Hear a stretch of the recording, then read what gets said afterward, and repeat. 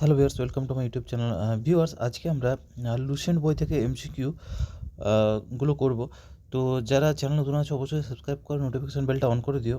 তো আজকে এই যে কোশ্চেনগুলো বেসিক্যালি আজকের হবে গুপ্ত যুগ থেকে ইতিহাসের প্রশ্ন এখন চলছে। ইতিহাসটা শেষ করে তো আমরা অন্য সাবজেক্ট ধরবো।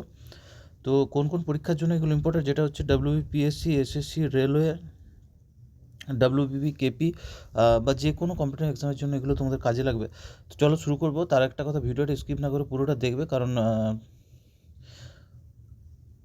এক একটা প্রশ্ন কিন্তু যতগুলো রয়েছে সবগুলোই কিন্তু খুব গুরুত্বপূর্ণ রয়েছে। তো ভিডিওটা শেষ অবধি দেখবে, আর ভালো লাগলে অবশ্যই একটা লাইক আর কমেন্ট করবে। তো ভিউয়ার্স দেখো, আজকের প্রথম প্রশ্ন গুপ্তযুগ থেকে আমরা করছি। আজকে গুপ্তযুগ 319 খ্রিস্টাব্দ থেকে 540 খ্রিস্টাব্দ। প্রথম প্রশ্ন হচ্ছে, গুপ্ত বংশের প্রথম পরিচিত শাসক কে ছিলেন? অপশান দেখো, শ্রীগুপ্ত, চন্দ্রগুপ্ত প্রথম, ঘটোৎকচ, আর হচ্ছে প্রথম কুমারগুপ্ত। তো সঠিক অ্যান্সার হবে শ্রীগুপ্ত। পরের প্রশ্ন দেখো, গুপ্তযুগের রৌপ্য মুদ্রা কি কোন নামে পরিচিত বা কী নামে পরিচিত ছিল? অপশান দিনার, রূপক, শতমান, কারসাপন। সঠিক অ্যান্সার হয়ে যাবে রূপক। পরের প্রশ্ন, কোশ্চেন নম্বর 3, গুপ্তদের কোন রাজার শাসনকালে চীনা পরিব্রাজক ফাহিয়ান ভারতে আগমন করেন বা করেছিলেন? প্রথম প্রশ্ন অপশান হচ্ছে প্রথম চন্দ্রগুপ্ত, দ্বিতীয় চন্দ্রগুপ্ত, সমুদ্রগুপ্ত আর কুমারগুপ্ত। সঠিক উত্তর হয়ে যাবে দ্বিতীয় চন্দ্রগুপ্ত। পরের প্রশ্ন বলছে, গুপ্ত বংশের কোন রাজাকে ভারতের নেপোলিয়ন বলা হতো? Option A Samudragupta, option B হচ্ছে Chandragupta Vikramaditya, option C Srigupta, option D হচ্ছে প্রথম চন্দ্রগুপ্ত। সঠিক অ্যান্সার হয়ে যাবে সমুদ্রগুপ্ত। পরের প্রশ্নতে আসবো,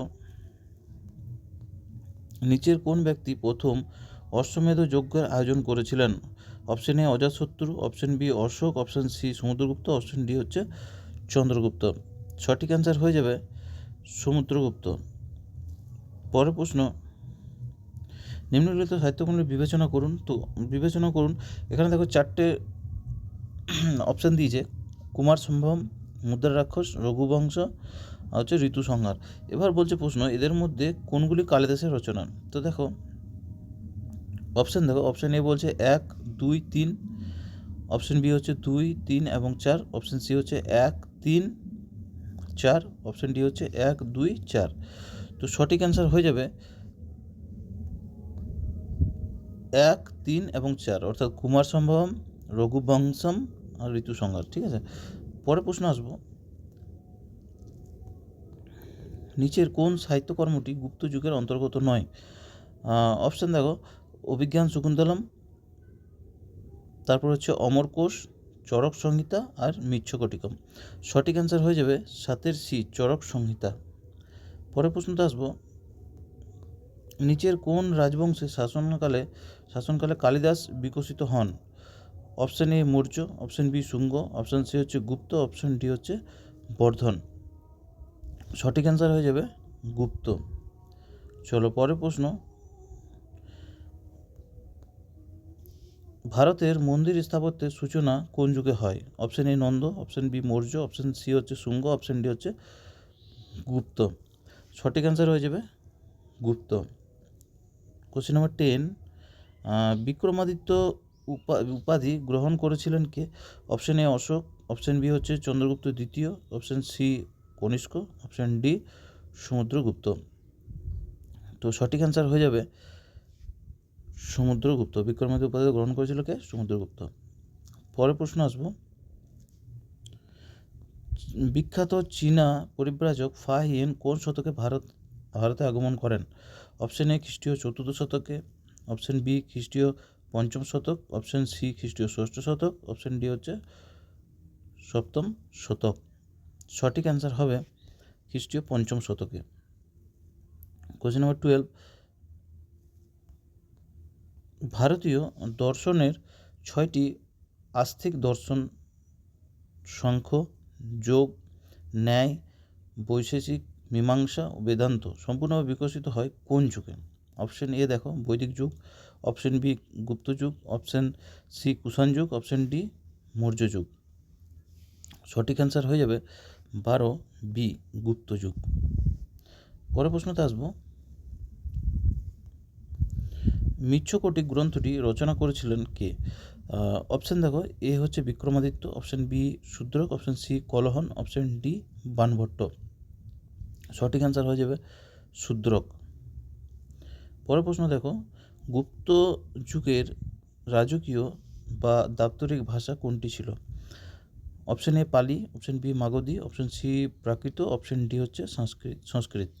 তো সঠিক অ্যান্সার হয়ে যাবে সংস্কৃত। গুপ্ত যুগের রাজকীয় ভাষা ছিল সংস্কৃত। চলো পরের প্রশ্নতে আসবো, 15 নম্বর কোশ্চেন। নিচের কোন গুপ্ত রাজা শ্রীলঙ্কার শাসক মেঘবর্মনকে গয়ায় একটি বৌদ্ধ মন্দির নির্মাণের অনুমতি দিয়েছিলেন? তো দেখো অপশান দেখো, Chandragupta, option B Samudragupta, option C Chandragupta দ্বিতীয়, অপশান ডি হচ্ছে স্কন্দগুপ্ত। সঠিক অ্যান্সার হবে 15 নম্বর বি সমুদ্রগুপ্ত। তাহলে সমুদ্রগুপ্ত কী করেছিল না, শ্রীলঙ্কার শাসক মেঘবর্মনকে গয়ায় একটি বৌদ্ধ মন্দির নির্মাণের অনুমতি দিয়েছিলেন। চলো পরের প্রশ্নতে আসবো, কোশ্চেন নম্বর 16। আর্যভট্ট ও বরাহমিহির কোন যুগের সঙ্গে সম্পর্কিত ছিলেন?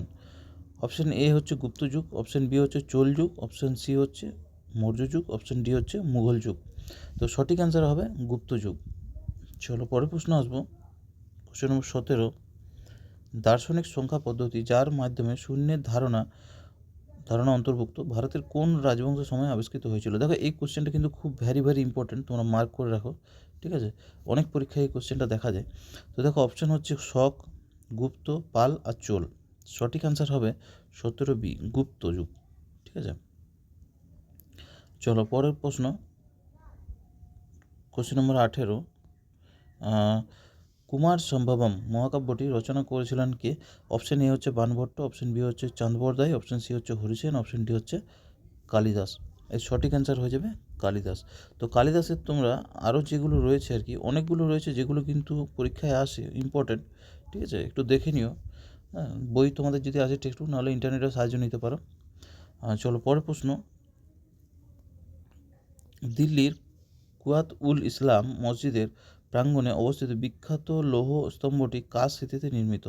অপশান এ হচ্ছে অশোক, অপশান বি হচ্ছে চন্দ্র, অপশান সি হচ্ছে হর্ষ, অপশান ডি হচ্ছে অনঙ্গপাল।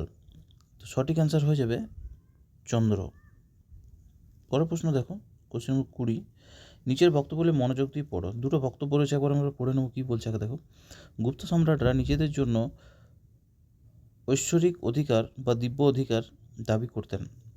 2 নম্বর হচ্ছে তাদের শাসন ব্যবস্থা ছিল অত্যন্ত কেন্দ্রীভূত। 3 নম্বরে বলছে তারা ভূমিদান প্রথাকে বিস্তৃত করেছিলেন। এবার বলছে কোডের ভিত্তিতে উত্তর দাও। দেখো এখানে কোডগুলো বলছে 1, 2, 3 সঠিক, অপশান বি বলছে 1 ও 2 সঠিক, অপশান সি হচ্ছে 1 ও 3 সঠিক, অপশান ডি হচ্ছে 2 ও 3 সঠিক। তো তোমাকে এখানে বলতে হবে কোনটা সঠিক। এখানে আমরা একবার কোডগুলো দেখে নেব, ঠিক আছে?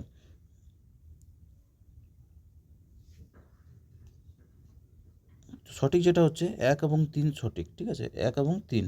তো 1 নম্বরে কী ছিল দেখে নাও, গুপ্ত সম্রাটরা নিজেদের জন্য ঐশ্বরিক অধিকার বা দিব্য অধিকার দাবি করতেন। আর 3 নম্বর বলছে তারা ভূমিদান প্রথাকে বিস্তৃত করেছিলেন।